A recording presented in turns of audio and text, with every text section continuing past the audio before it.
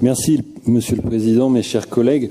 Je voudrais très rapidement à mon tour rendre hommage à Philippe Madrelle qui a fait corps avec le département de la Gironde pendant tant d'années, qui a beaucoup lutté, qui l'a fait toute sa vie, y compris quand il a connu des difficultés malheureusement de santé. Il n'a jamais abandonné sa tâche au service de la Gironde et des Girondins. Et je voudrais lui rendre hommage. Il fait partie des hommes et des élus.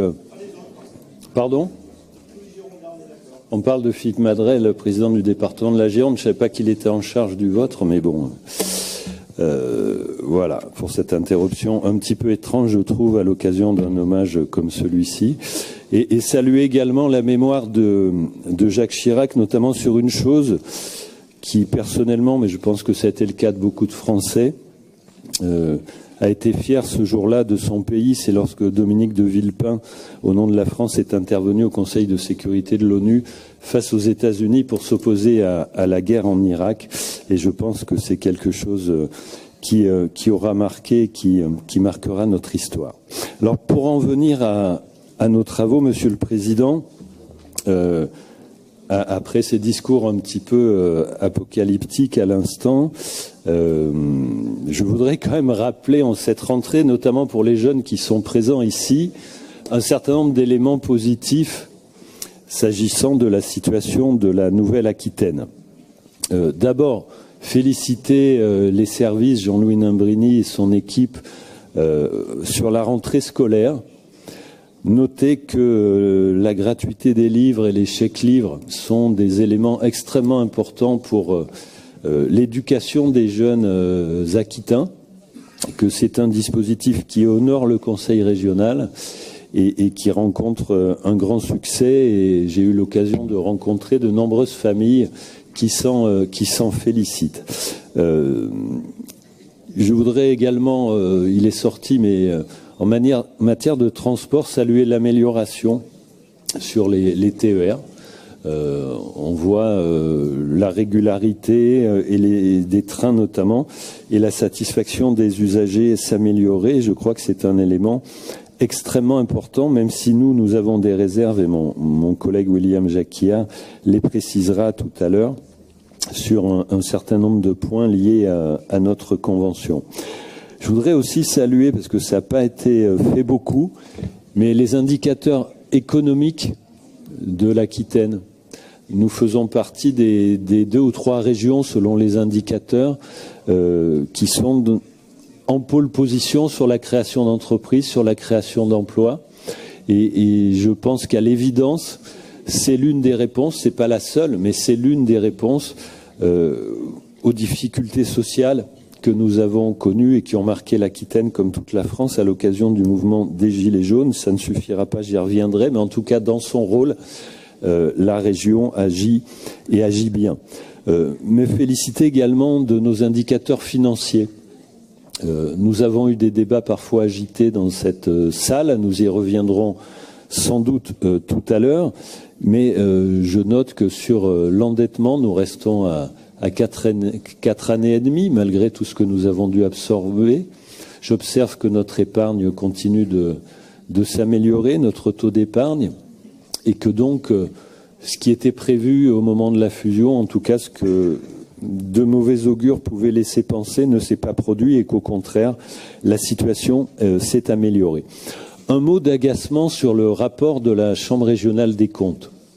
Je respecte bien entendu et la compétence et l'indépendance de ces magistrats, mais je voudrais rappeler qu'ils ne sont pas là pour diriger les régions ou les exécutifs à la place de leurs présidents, des maires ou des présidents de département.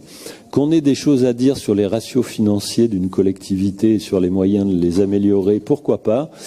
Qu'on porte des jugements politiques sur l'opportunité ou pas d'augmenter, par exemple, les salaires des ouvriers et des ouvrières des lycées, je trouve ça particulièrement inopportun et je trouve que dans ce rapport, il y a finalement beaucoup de politique.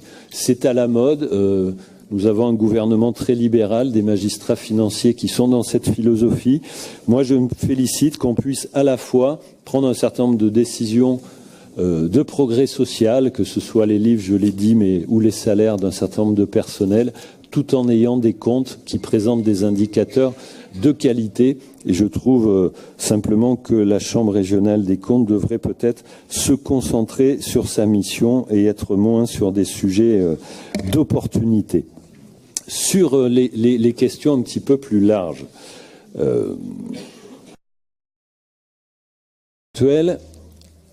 nous a adressé une fin de non-recevoir sur la question de la décentralisation.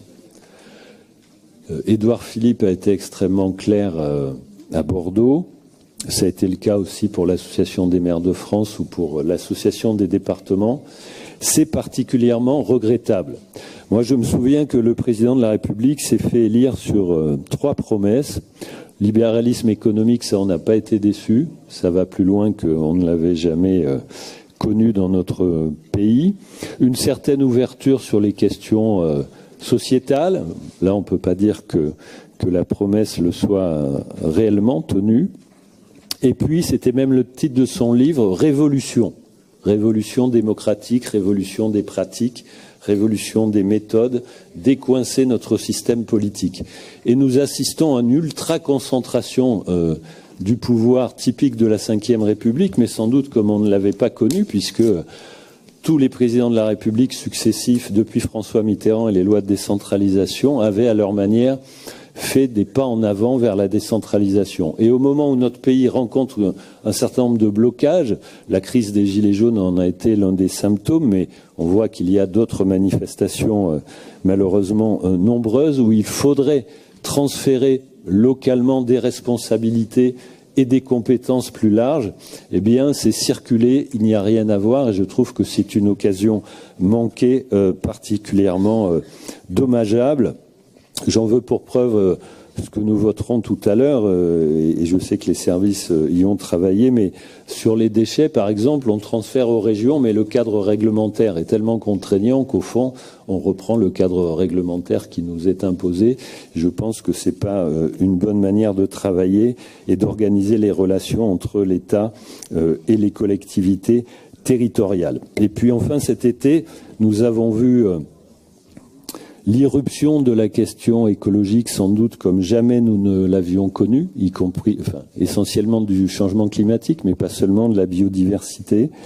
Et j'ai été frappé des réactions extrêmement négatives du gouvernement face aux propos de cette jeune femme, Greta Thunberg, qui a le mérite d'essayer d'alerter les consciences. Et il y a eu des réactions dans notre pays d'une violence absolument incroyable, de tous bords d'ailleurs, qui montre que malheureusement certains ne sont pas prêts à changer, parce que pour lutter contre le changement climatique, il faut remettre en cause un certain nombre de rentes de situation, il faut changer les pouvoirs, il faut réduire les inégalités, et ça manifestement un certain nombre de gens n'y sont pas prêts. Elle a pointé le fait qu'au-delà des discours, les actes suivaient peu au niveau international et national, puisque la progression de l'émission des gaz à effet de serre s'est poursuivie en France depuis l'accord de Paris, et c'est particulièrement dramatique. La région, elle, s'est engagée dans la feuille de route Néoterra, et je voudrais saluer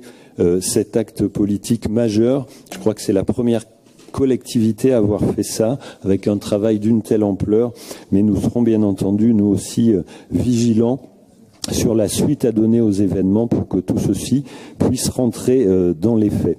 Notre pays est traversé par 3 angoisses, la relégation sociale, j'en ai dit un mot, et le président a dit ce qu'il fallait en introduction sur les inégalités, l'angoisse climatique, qui, au-delà des écologistes, maintenant concerne toute la population, et puis une crise identitaire qui est liée à la mondialisation, et malheureusement Madame Le Guen tout à l'heure en a donné une expression, et moi je ne pense pas que les conseils régionaux soient là pour instaurer des formes de police ou de surveillance qui nous amèneraient dans des dérives un petit peu inquiétantes, et rappeler simplement, comme l'a fait Benoît Biteau, mais que la laïcité, c'est la garantie de croire ou ne pas croire, c'est la garantie de la liberté de conscience, ce n'est pas la hiérarchisation des religions, ce n'est pas l'interdiction des religions, ce n'est pas non plus leur expression dans l'espace public. Cette loi concerne les fonctionnaires, le service public, elle ne concerne pas la population. Et je trouve que les débats hystériques que nous connaissons dans le pays sont dommageables et nous empêchent d'aborder les vraies questions. Et j'espère que nous éviterons de tomber dans ce genre de piège dans cette Assemblée connue pour sa tempérance. Merci, Monsieur le Président.